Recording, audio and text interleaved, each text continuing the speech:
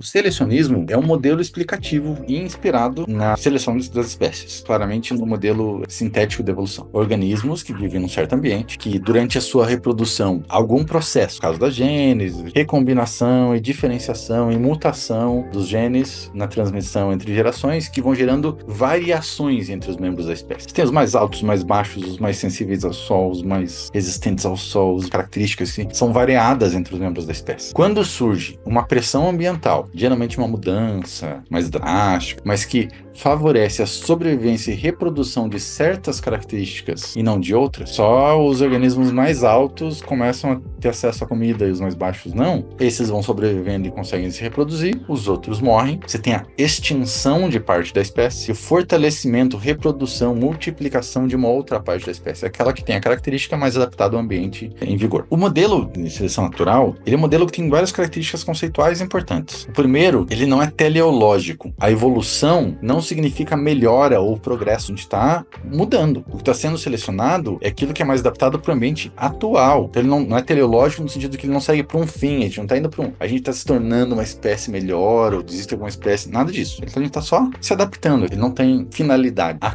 causa da seleção da espécie não é a variação genética, ele é um processo que cria uma condição que vai ser selecionada por causa da consequência que ele produz. O evento importante é o evento que vem depois, que é como o ambiente permite a sobrevivência. A causa não está no processo que criou aquilo, mas está na consequência produzida pela variação genética, que a gente vai chamar de selecionismo ou de modelo de seleção por consequência, falando aqui ainda no nível da espécie. Existem coisas que acontecem no organismo que produzem maior ou menor, caso maior ou menor adaptação. Isso foi evoluindo até o ponto de que surgiram organismos que tinham uma composição orgânica que tornava eles sensíveis. Organismos que agora conseguem aprender em função das consequências daquilo que ele fez, tem muito mais condições de se adaptar. Isso vai criar um novo nível de seleção, chamado segundo nível de seleção, o nível ontogenético de seleção, que é dado esse nome em contraposição ao nível filogenético, que é o nível de evolução da espécie. Quando a gente pensa em comportamento humano, tem um monte de estudos mostrando tendências biológicas familiares, por exemplo.